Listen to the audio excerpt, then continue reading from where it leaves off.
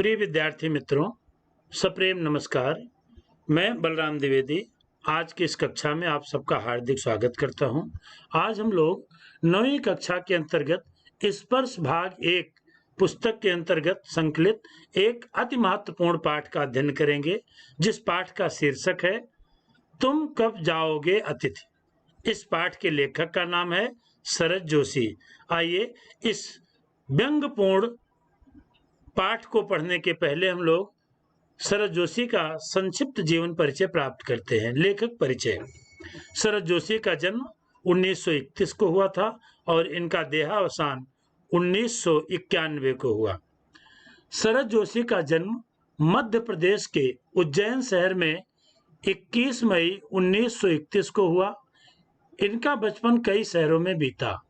कुछ समय तक ये सरकारी नौकरी में रहे। फिर इन्होंने लेखिका को ही आजीविका माने अपने जीवन यापन के रूप में इन्होंने लेखन को ही चुन लिया। इन्होंने आरंभ में कुछ कहानियां लिखी, फिर पूरी तरह से व्यंग लेखन ही करने लगे। इन्होंने व्यंग लेख, व्यंग उपन्यास, व्यंग कालम के अतिरिक्त हास्यपूर्ण व्यंग धारावाहिकों की पटकथाएं और संवाद भी लिखे। हिंदी व्यंग को प्रतिष्ठा दिलाने वाले प्रमुख व्यंग्यकारों में शरद जोशी भी एक है। शरद जोशी की प्रमुख व्यंग्य कृतियां हैं परिक्रमा, किसी बहाने, जीप पर सवार इल्लियां, तिलस्म, रहा किनारे बैठ, दूसरी सतह, प्रतिदिन। उन्होंने 2 व्यंग्य नाटक भी लिखे हैं, जिनका नाम है अंधों का हाथी और एक था गधा। एक उपन्यास है मैं केवल मैं उर्फ कलम मुख बीए। शरद जोशी की भाषा अत्यंत सरल और सहज है। मुहावरों और हास्य परिहास का हल्का स्पर्श देकर इन्होंने अपनी रचनाओं को अधिक रोचक बनाया है। धर्म, अध्यात्म, राजनीति, सामाजिक जीवन, व्यक्तिगत आचरण कुछ भी शरद जोशी की पैनी नजर से माने उनकी तीखी दृष्टि से, उनकी तीक्ष्ण दृष्टि से, उनकी सूक्ष्म दृष्टि से बच नहीं सका है। इन्होंने अपनी व्यंग्य रचनाओं में समाज में पाई जाने वाली सभी विसंगतियों का, सभी असमानताओं का बेबाक माने एक निर्भीकता के साथ उन्होंने खुला चित्रण किया है। पाठक इस चित्रण को पढ़ करके चकित भी होता है और कुछ सोचने को भी विवश होता है। आइए हम लोग जो पाठ अभी पढ़ने जा रहे हैं इसके बारे में एक संक्षिप्त थोड़ा सा परिचय।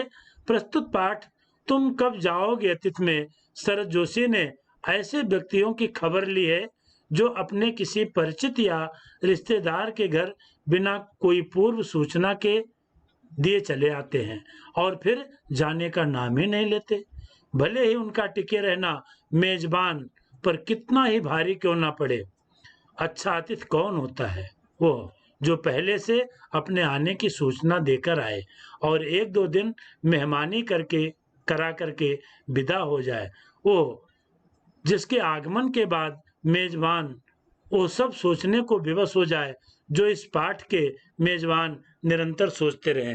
तो प्रिय विद्यार्थियों, अभी हम लोग जिस पाठ को पढ़ने जा रहे हैं उस पाठ का शीर्षक है तुम कब जाओगे अतिथि।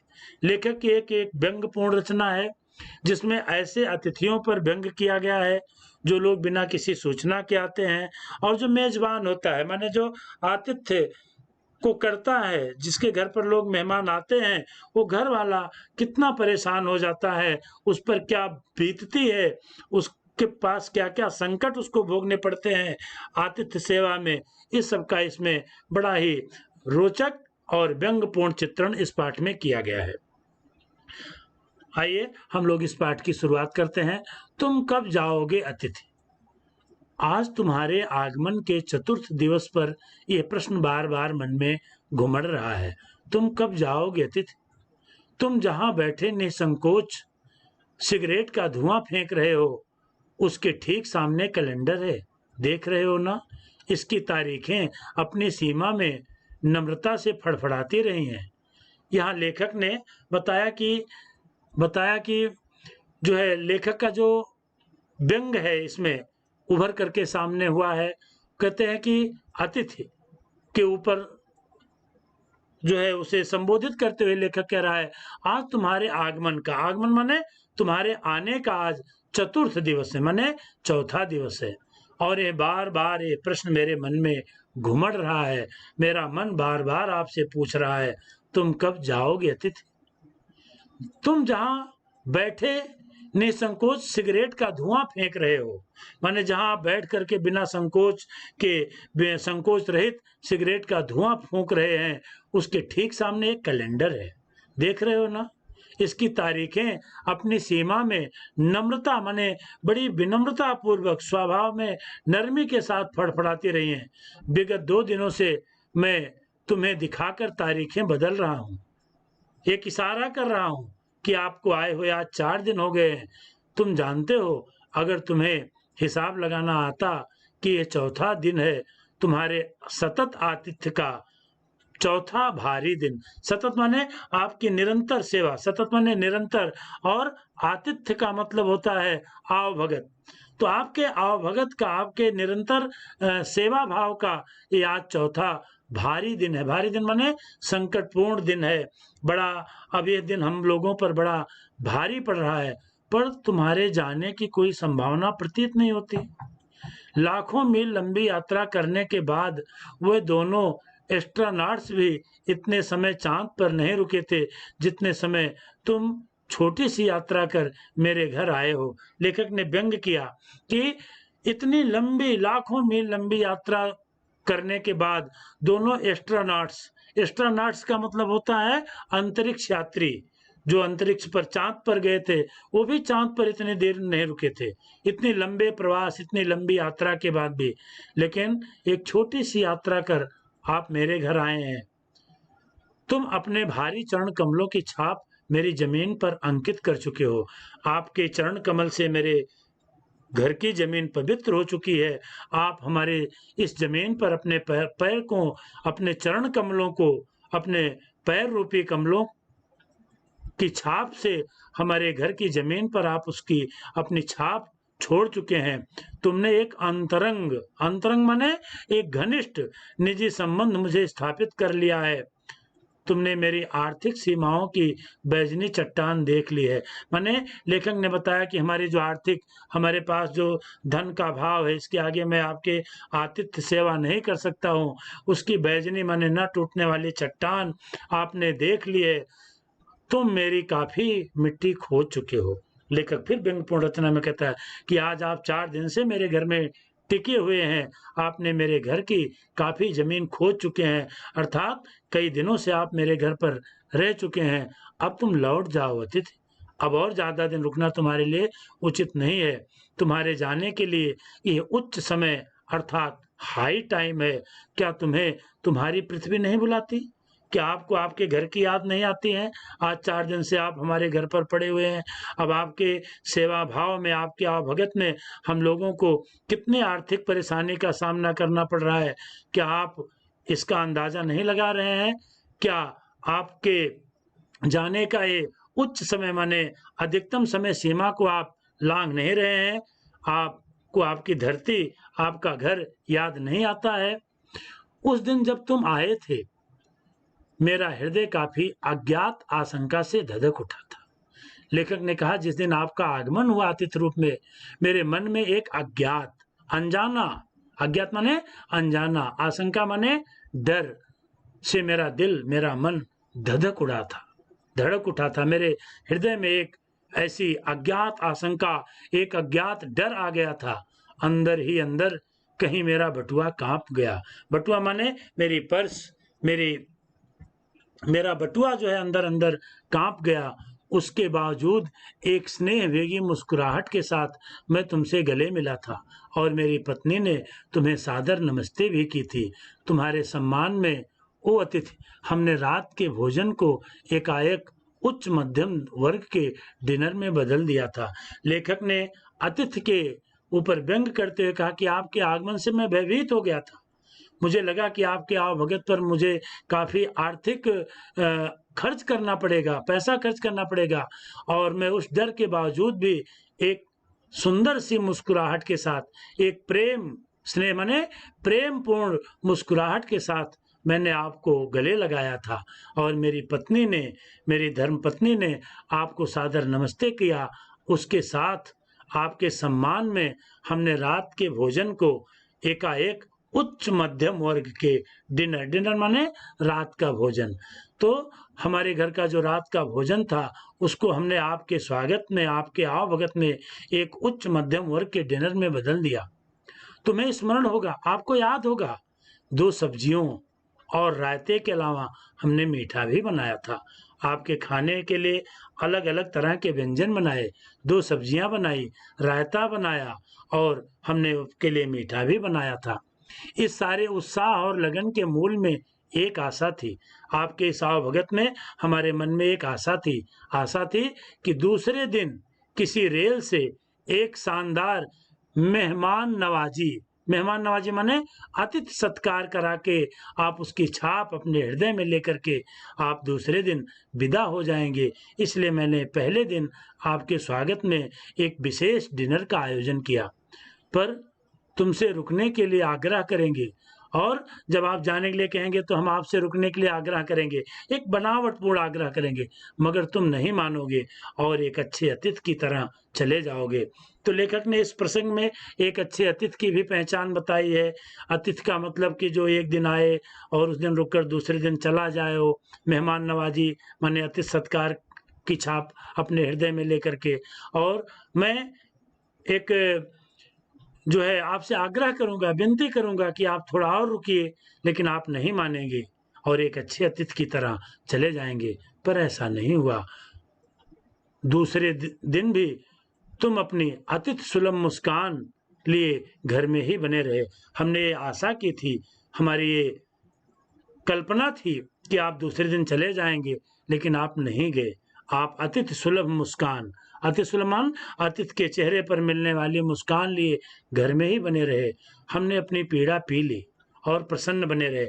हमने आपके दूसरे दिन के रुकने के लिए भी, हमको मन से तो अच्छा नहीं लगा, दुख हुआ, लेकिन मैंने उस पीड़ा को सह लिया और प्रसन्न बने रहे। स्वागत सत्कार के जिस उच्च बिंदु पर हम तुम्हें ले जा चुके थे, वहां से नीचे उतर हमने फिर दोपहर के भोज के लंच की गरिमा प्रदान की और रात को तुम्हें सिनेमा दिखाया। लेखक ने बताया कि दूसरे दिन हमने पहले दिन आपके डिनर पर एक विशेष तरह से डिनर का आयोजन किया, तो जो उच्च बिंदु था आपके स्वागत सत्कार का, उसको हम खोना नहीं चाहते थे। हमने दूसरे दिन भी आपको दोपहर का भोजन जो लंच था उसको भी एक अच्छी गरिमा के साथ प्रस्तुत किया और रात को हमने आपको सिनेमा दिखाया। हमारे सत्कार का ही आखिरी छोर है। लेखक फिर अतिथि की ओर व्यंग करते हुए कहता है कि हमारे आव भगत का, हमारे द्वारा आपका किया जाने वाला जो सत्कार है, उसका ये आखिरी छोर है, आखिरी किनारा है। अब इससे ज्यादा और कुछ भी संभव नहीं है, जिससे आगे हम किसी के लिए नहीं बढ़े। इसके तुरंत बाद भावभीनी विदाई का वो भीगा हुआ क्षण आ जाना चाहिए था। दूसरे दिन भी हमने आपके स्वागत में कोई कोर कसर नहीं छोड़ी। इसके बाद हमने सोचा 2 दिन हमारे आतिथ्य को स्वीकार करके आप चले जाएंगे। आपकी भावभीनी माने प्रेम से ओतप्रोत होकर के हम आपकी विदाई कर देंगे और वो क्षण आ जाना चाहिए था, पर तुम विदा होते और हम तुम्हें स्टेशन तक छोड़ने जाते, पर तुमने ऐसा नहीं किया। लेखक ने कहा कि दूसरे दिन की समय सीमा भी आपने पार की। ये हमारे स्वागत सत्कार का अंतिम छोर था। मैं आपको भाव विदाई देना चाहता था, भावभीनी माने प्रेम से ओतप्रोत होकर के आपको मैं विदा करना चाहता था, आपको स्टेशन तक छोड़ने जाता चाहता था, लेकिन आपने ऐसा नहीं किया। लेखक कहता है कि तीसरे दिन की सुबह तुमने मुझसे कहा, मैं धोबी को कपड़े देना चाहता हूँ। ये आघात अप्रत्याशित था। लेखक ने अपने इस रोचक व्यंग्यपूर्ण रचना में बताया कि जब तीसरे दिन आपने मुझसे कहा कि मैं धोबी को कपड़े देना चाहता हूँ, तो ये आपका संवाद, ये प्रसंग मेरे लिए एक आघात माने एक चोट की तरह था और अप्रत्याशित था, माने आकस्मिक, अनसोचा। मैंने इसकी आशा भी नहीं की थी कि आप तीसरे दिन इस प्रकार कहेंगे कि मैं धोबी को कपड़े देना चाहता हूँ। और इसकी चोट बड़ी मार्मिक थी। मार्मिक माने हृदय स्पर्शी थी, बड़ी मर्म स्पर्शी थी। आपका ये कथन हमारे हृदय को बड़ी चोट पहुंचाया। तुम्हारे सामीप्य की वेला एकाएक यो रबर की तरह खिंच जाएगी, इसका मुझे अनुमान न था। लेखक ने कहा आपके सामीप्य माने आपकी निकटता, आपके आगमन की नजदीकी का, वेला माने समय, इस तरह रबर की तरह वो बढ़ जाएगी और 3-4 दिन बीत जाने पर भी आप विदा होने का नाम नहीं लेंगे, इसकी मुझे कल्पना नहीं थी, इसका मुझे अनुमान न था। पहली बार मुझे लगा कि अतिथि सदैव देवता नहीं होता, वो मानव और थोड़े-थोड़े अंशों में राक्षस भी होता है। लेखक ने व्यंग किया कि भारतीय संस्कृति में अतिथि देवो भव की जो कल्पना है, मैं पहली बार मुझे लगा कि अतिथि सदैव देवता नहीं होता है। अपनी भारतीय संस्कृति में अतिथि को देवता मान लूम गया है, लेकिन वही अतिथि देवता के तुल्य में होता है जो आ करके एक दिन रह करके दूसरे दिन चला जाए। 4, 5, 6 दिन, 7 दिन, 8 दिन रुकने वाला अतिथि लोगों पर भारी पड़ जाता है। तो इसीलिए लेखक ने यहाँ व्यंग्यपूर्ण, आप लोग इसको अंडरलाइन भी कर सकते हैं, पहली बार मुझे लगा कि अतिथि सदैव देवता ही नहीं, वो मानव और थोड़े-थोड़े अंशों में राक्षस भी होता था। किसी लॉन्ड्री पर दे देते, जल्दी धुल जाएंगे। मैंने कहा, मन ही मन एक विश्वास पल रहा था, तुम्हें जल्दी जाना है। लेखक के मन में एक विश्वास था कि आपको जल्दी जाना है, जबकि लेखक के अतिथि ने लेखक से कहा कि मुझे कपड़े लॉन्ड्री पर धोबी को देने हैं, किसी लॉन्ड्री पर, माने जहाँ कपड़े वगैरह धुले जाते हैं, प्रेस किए जाते हैं, आप दे देते तो जल्दी धुल जाएगा। कहाँ है लॉन्ड्री? लेखक के अतिथि ने लेखक से पूछा। चलो चलते हैं, मैंने कहा और अपनी सहज बनियान पर औपचारिक कुर्ता डालने लगा। तो इस तरह से लेखक से जब उसके अतिथि ने कहा कि चलो लॉन्ड्री कहाँ है, चलते हैं, अपना कपड़ा मैं धोबी को धुलने के लिए दे देता हूँ, तो मैंने अंदर ही अंदर तो मुझे बड़ी चोट लगी, बड़ा मुझे दुख हुआ कि अभी और कितने दिन रुकने वाले हैं जो अपने कपड़े धोबी के पास धुलने के लिए ले जा रहे हैं।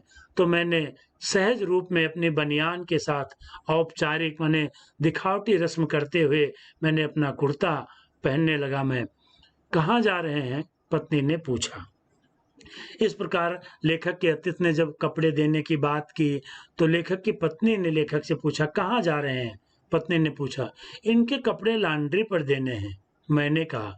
मेरी पत्नी की आंखें एकाएक बड़ी-बड़ी हो गईं।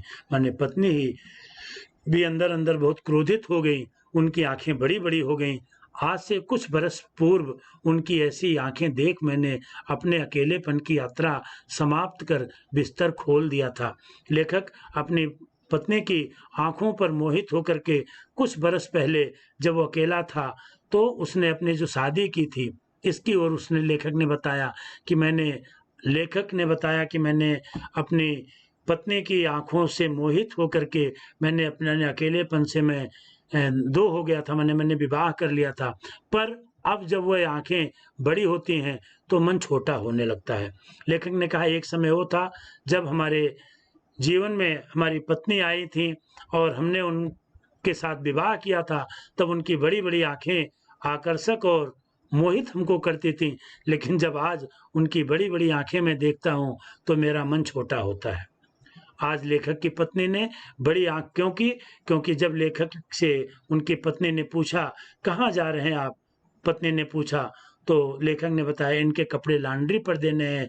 ये सुन कर के लेखक की पत्नी को बड़ा गुस्सा आया और वो क्रोधित हो गईं। लेखक अपनी पत्नी की बड़ी-बड़ी आँखें देख कर के उसका भी मन छोटा हो गया। वह इस आशंका और भय से बड़ी हुई थी कि अतिथि अधिक दिनों तक ठहरेगा। आज लेखिका की पत्नी की जो आँखें बड़ी-बड़ी हुई थीं, उसमें एक आशंका है, एक डर है कि और अभी कितने दिन तक ये अतिथि ठहरेंगे। प्रिय विद्यार्थियों, आगे इस प्रसंग को हम लोग बढ़ाते हैं। और आशंका निर्मूल नहीं थी। निर्मूल माने मूल रहित नहीं थी, क्योंकि अतिथि के द्वारा इस प्रकार का जो व्यवहार हो रहा था, जो आचरण उसके द्वारा अतिथि के द्वारा किया जा रहा था, तो उन लेखक की पत्नी की आशंका निर्मूल नहीं थी। अतिथि, तुम जा नहीं रहे हो? लॉन्ड्री पर दिए कपड़े धुलकर आ गए और तुम यहीं हो? तुम्हारे भरकम शरीर से सलोटें पड़ी चादर बदली जा चुकी हैं और तुम यहीं हो। लेखक ने व्यंग्यपूर्ण शैली में बताया कि लॉन्ड्री पर दिए गए कपड़े धुलकर भी आ गए, तीसरा दिन भी बीत गया और तुम यहीं हो। तुम्हारे भारी भरकम शरीर से सलवटें, माने बिस्तर पर जो आपके लेटने से जो सलवटें पड़ जाती हैं, जो बेडशीट चादर जो है मुड़ जाता है, वो चादर भी बदली जा चुकी है और तुम यही हो। तुम्हें देखकर फूट पड़ने वाली मुस्कुराहट धीरे धीरे फीकी पड़कर अब लुप्त हो गई है। लेखक ने व्यंग किया कि आपके आगमन पर आपको देख करके जो मेरे मन में एक मुस्कुराहट का भाव था, एक मुस्कुराहट फूट पड़ी थी, अब वो धीरे धीरे फीकी माने कमजोर पड़ करके अब लुप्त माने गायब हो गई है। ठहाकों के रंगीन गुब्बारे जो कल तक इस कमरे में के आकाश में उड़ते थे, अब दिखाई नहीं पड़ते। लेखक ने कहा कि आपके साथ संवाद करके, बातचीत करके हम जो ठहाके लगाते थे, जोर जोर हंसते थे और आनंद के क्षण थे, वो अब समाप्त हो गए हैं और अब वो आनंद के ठहाके, अब हंसी दिखाई नहीं पड़ती है। बातचीत की उछलती हुई गेंद चर्चा के क्षेत्र के सभी कोनों से टप्पलें खाकर फिर सेंटर में आकर के चुप पड़ी है।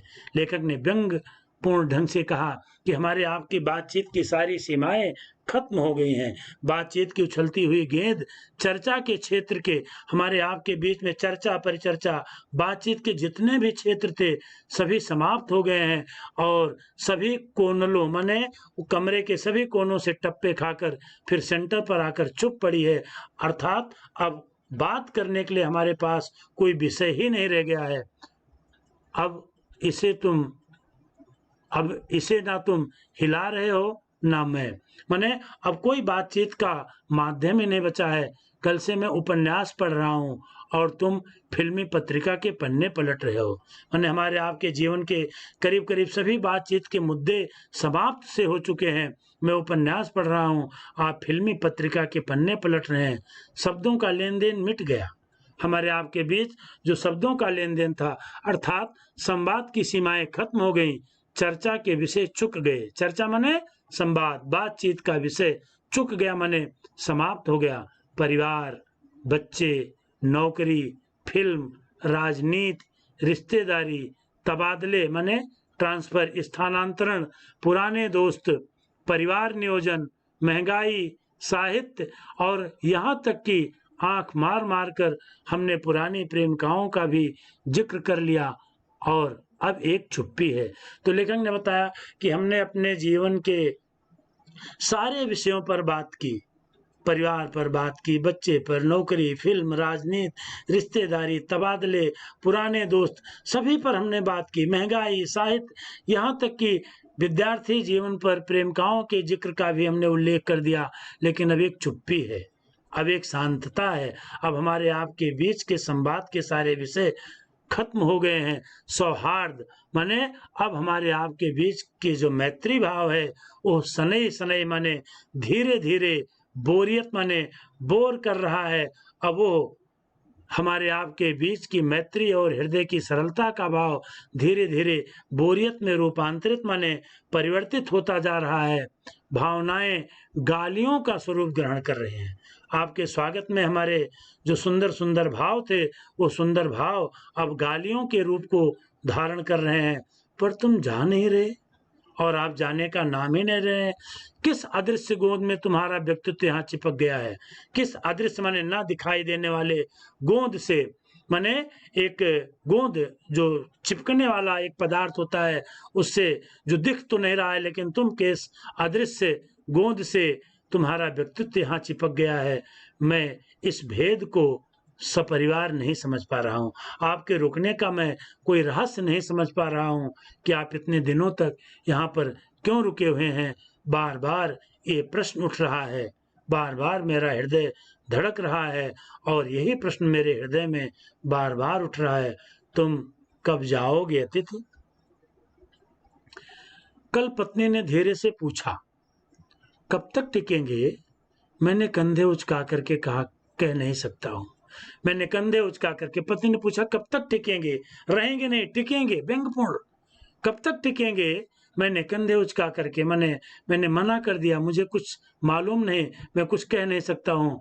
मैं तो आज खिचड़ी बना रही हूँ, हल्की रहेगी। मैंने कहा बनाओ। लेखक की पत्नी ने जो है अतिथि के स्वागत में पहले दिन जहां डिनर को अच्छा स्वरूप दिया था, दूसरे दिन लंच का, फिर उसको शाम को फिल्म भी दिखाई गई। तो लेखिका ने कहा, लेखक की पत्नी ने कहा कि मैं तो आज खिचड़ी बना रही हूँ, हल्की रहेगी। लेखक ने कहा बनाओ। सत्कार की उष्मा समाप्त हो रही थी। उष्मा माने गर्मी, सत्कार माने आपके लेखक ने बताया कि अतिथि के सत्कार की जो गर्मी थी, जो उसके जोश था, वो समाप्त हो रहा था। डिनर से चले थे, खिचड़ी पर आ गए। अब भी अगर तुम अपने बिस्तर को गोलाकार रूप प्रदान नहीं करते हो तो हमें उपवास तक जाना पड़ेगा। लेखक ने कहा कि अगर आपका बिस्तर गोलाकार का रूप मतलब आप अपने इस बिस्तर को छोड़ करके अगर जाने का नाम नहीं लेते हैं तो अब हमको अगले दिन उपवास की सीमा में भी जाना पड़ेगा। तुम्हारे मेरे संबंध एक संक्रमण के दौर से गुजर रहे हैं। संक्रमण ने एक स्थिति या अवस्था से दूसरी स्थिति में प्रवेश।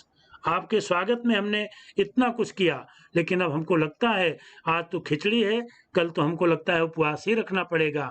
तो हमारे आपके प्रेम पूर्ण संबंध एक संक्रमण, एक बदलती हुई अवस्था से गुजर रहे हैं, दौर माने समय से गुजर रहे हैं। तुम्हारे जाने का ये चरम क्षण है। लेखक ने कहा कि आपके जाने का ये अंतिम क्षण है। तुम जाओ ना अतिथि। तुम्हें यहाँ अच्छा लग रहा है, मैं जानता हूँ। दूसरों के यहाँ अच्छा लगता है।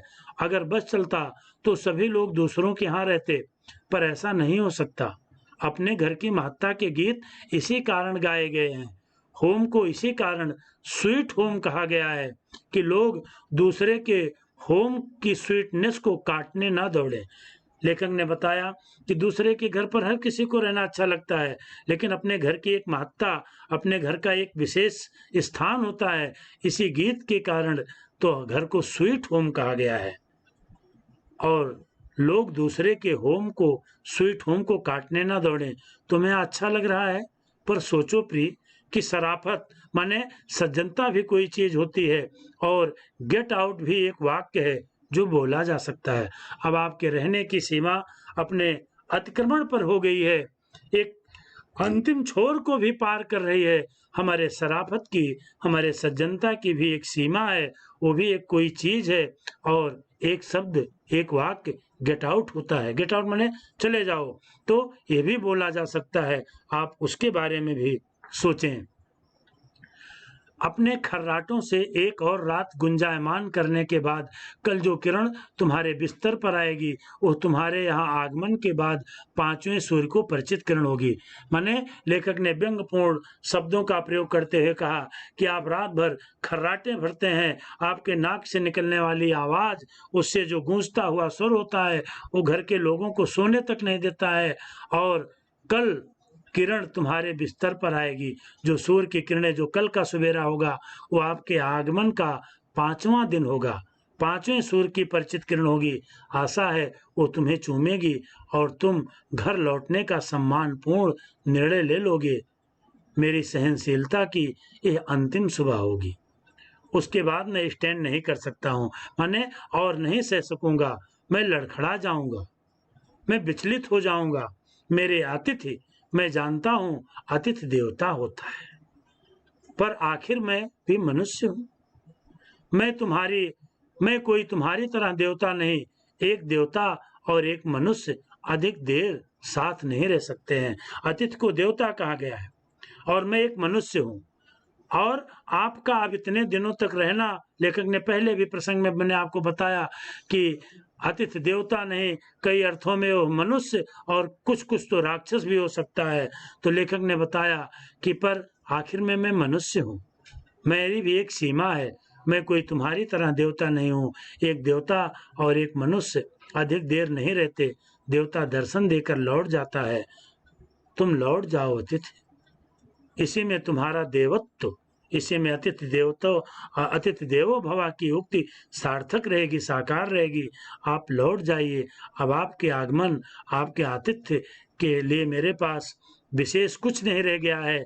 ये मनुष्य अपनी वाली पर उतरे। मैं अगर अपनी वाली पर उतर आऊंगा तो गेट आउट, अब जाओ। आपके साथ मुझे अशिष्टता का भी व्यवहार करना पड़ सकता है, उसके पूर्व तुम लौट जाओ। उफ, तुम कब जाओगे अतिथि। तो इस प्रकार से ये एक व्यंग्यपूर्ण कहानी यहीं पर खत्म होती है। लेखक ने इस व्यंग्यपूर्ण कहानी के माध्यम से अतिथि के अधिक दिनों तक रुकने पर और जो उसका मेजबान होता है, स्वागत करने वाला जो होता है अतिथि का, उस पर, उसके परिवार पर किस तरह की पीड़ा, किस तरह के दुख का सामना करना पड़ता है, इस एक व्यंग्यपूर्ण रचना के माध्यम से हम लोगों ने पढ़ा। आज के लिए बस इतना ही। कल हम लोग अगली कक्षा में नए विषय के साथ मिलेंगे। तब तक के लिए आप सबको बहुत बहुत धन्यवाद।